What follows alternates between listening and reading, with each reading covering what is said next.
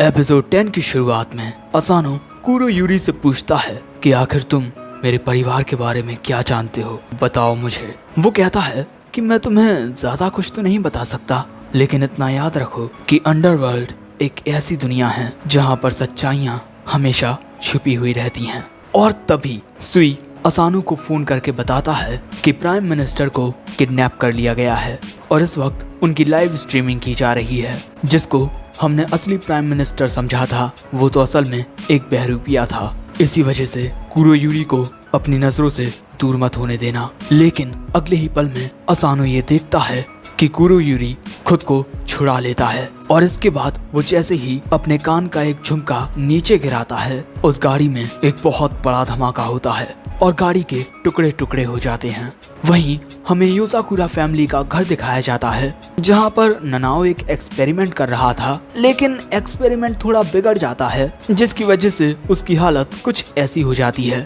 अब इसके बाद ननाओ कहता है कि असानो के अकेले मिशन पर जाने की वजह से मुझे उनकी काफी चिंता हो रही है, इसीलिए मैं उनके लिए एक अच्छा इफेक्टिव हीलिंग पोशन बना रहा हूँ। क्या आपको उनकी चिंता नहीं हो रही?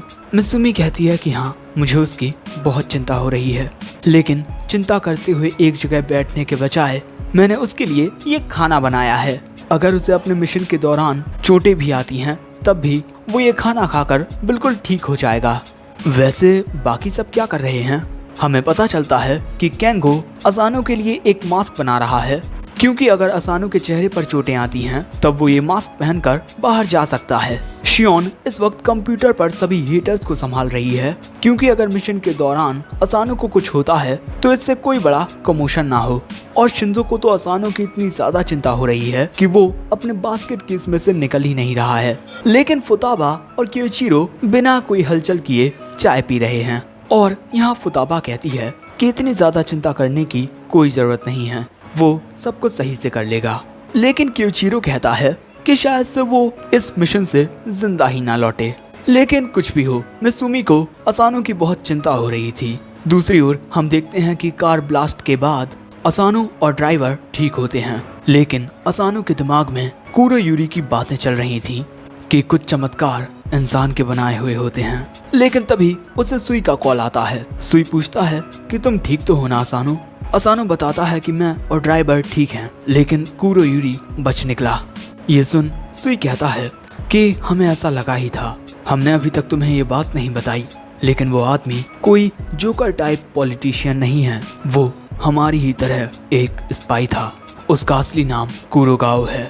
वो एक ऐसा लेजेंडरी स्पाई था जो अपना काम अंधेरे में रहकर करता था। हमें लगा कि वो 5 या 6 साल पहले मारा गया, लेकिन वो जिंदा था और हमने ये मिशन इसी वजह से किया ताकि हम पता लगा सकें कि आखिर उसके असली इरादे क्या थे। हमने प्राइम मिनिस्टर के ऊपर एक GPS लगा दिया था, जिसके जरिए हम उन्हें लोकेट कर सकते हैं। तुम वापस हेडक्वार्टर जा सकते हो। लेकिन दोस्तों, कुरोयूरी ने असानो से कहा था कि अंडरवर्ल्ड की दुनिया में सच्चाइयाँ अक्सर छुपी हुई होती हैं। दूसरी ओर प्राइम मिनिस्टर की आंखों से पट्टियां हटती हैं और उनके सामने होता है कुरोयूरी। और दोस्तों, इस वक्त ये सब कुछ लाइव स्ट्रीम किया जा रहा है। यहाँ प्राइम मिनिस्टर कुरोयूरी से कहते हैं कि तुम पॉलिटिशियन के नाम पर एक काला धब्बा हो, तुम बस एक आतंकवादी हो। लेकिन तभी कुरोयूरी अपनी बिग उतारते हुए कहता है कि तुम अब तक मुझे नहीं पहचान सके। शायद से मेरा चेहरा देखकर तुम्हें यकीन ही ना हो कि मैं अब तक जिंदा हूँ। और अब जैसे ही प्राइम मिनिस्टर कुरोयूरी का असली चेहरा देखते हैं, वो घबरा जाते हैं। इस इंसान की आंखें काली होती हैं और अब ये पर्सन बहुत ही ज्यादा खतरनाक लग रहा है और यही है कुरोगाओ। और कुरोगाओ यहाँ कहता है कि आज मैं यहाँ कुरोयूरी पार्टी का लीडर बनकर नहीं, बल्कि एक पिता बनकर बात करने वाला हूँ जिसने अपनी बेटी को खोया है। मैं अब तक कई सारे पॉलिटिशियंस से बदला ले चुका हूँ, लेकिन सारी कहानी तो सिर्फ तुम ही जानते हो। और इसके बाद वो प्राइम मिनिस्टर के ऊपर अपनी बंदूक तान कर कहता है, तो क्या अब तुम सभी के सामने सच बयां करोगे या फिर मरना पसंद करोगे? जिस पर प्राइम मिनिस्टर कहते हैं कि अगर मैंने इतनी आसानी से सब सच बता दिया तो मैं एक पॉलिटिशियन के नाम पर धब्बा होऊंगा। ये बात सुन कुरोगाओ प्राइम मिनिस्टर में गोली मारने ही वाला था, लेकिन तभी अचानक लाइव स्ट्रीम होना बंद हो जाता है क्योंकि कुरोगाओ को रोकने के लिए आ चुका है असानो। वो कहता है कि प्राइम मिनिस्टर को जाने दो, वरना, जिस पर कुरोगाओ कहता है कि तुम चाहकर भी मुझे शूट नहीं कर पाओगे।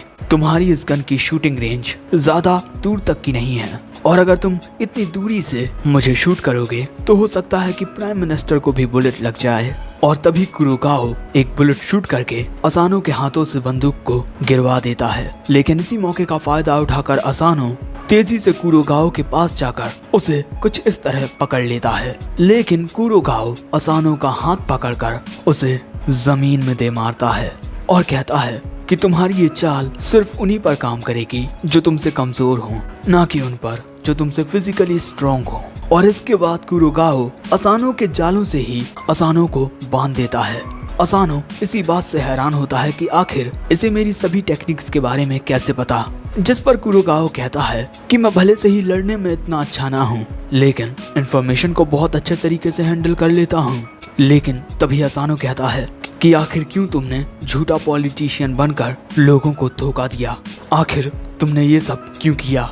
कुरोगाओ कहता है कि बदला लेने के लिए। मेरी इंफॉर्मेशन को बहुत ही अच्छे से हैंडल करने की एबिलिटी की वजह से पॉलिटिकल वर्ल्ड में मेरा बहुत नाम था, और इसी वजह से उस रात अब हमें कुरोगाओ का पास्ट दिखाया जाता है, जहां पर कुरोगाओ अपना काम खत्म करके अपने क्लाइंट को इंफॉर्मेशन सेंड कर देता है।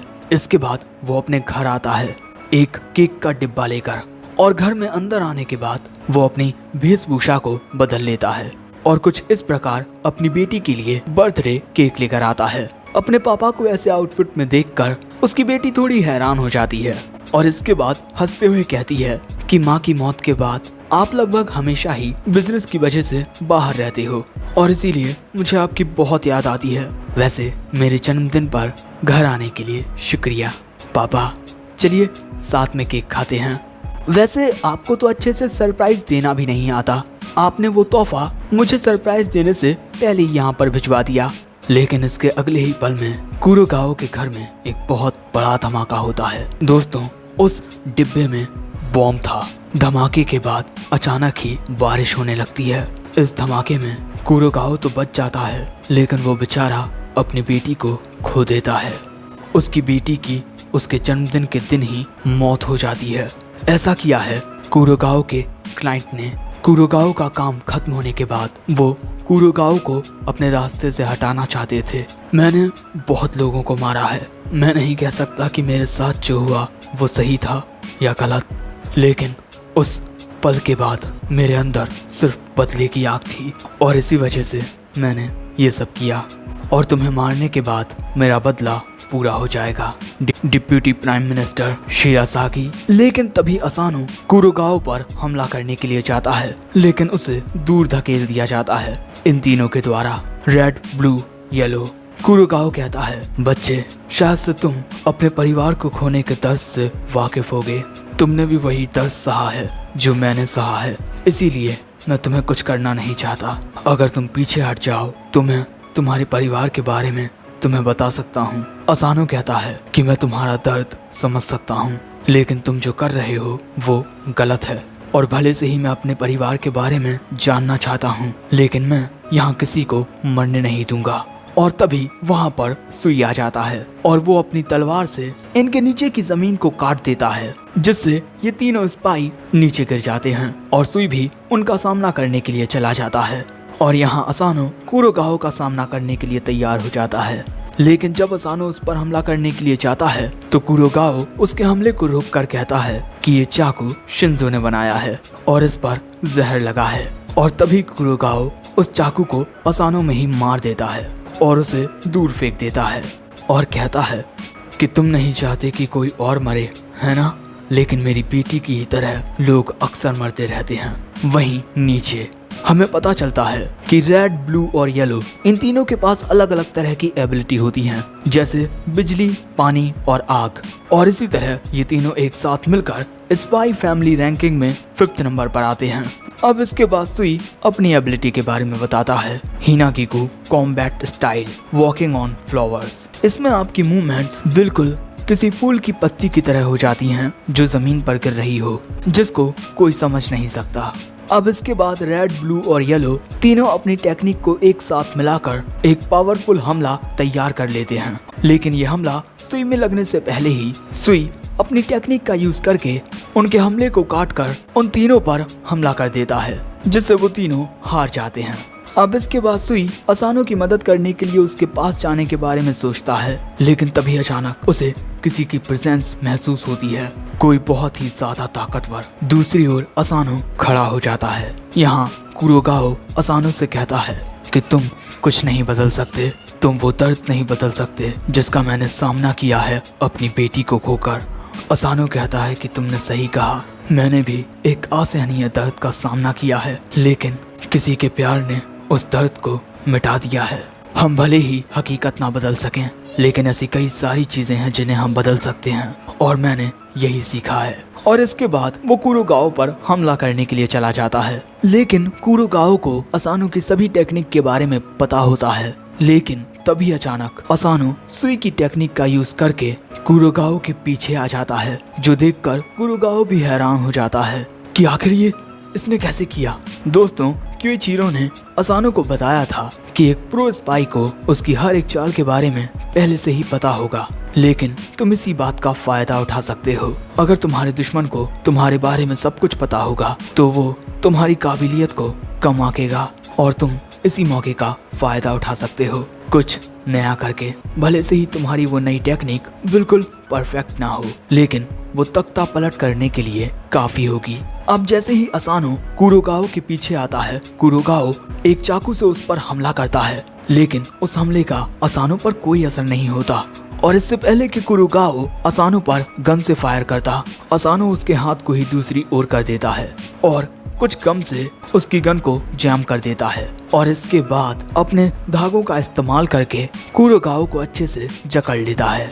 अब कुरोगाओ कहता है कि बच्चे, तुमने मुझे हरा ही दिया, शायद से मेरा अंत ऐसे ही होना था, लेकिन तुम मुझसे बहुत अलग हो। तुमने हार मानने से इनकार कर दिया, तुमने चुनौती का सामना करने का फैसला लिया। मैं तुम्हें सिर्फ इतना ही बता सकता हूँ।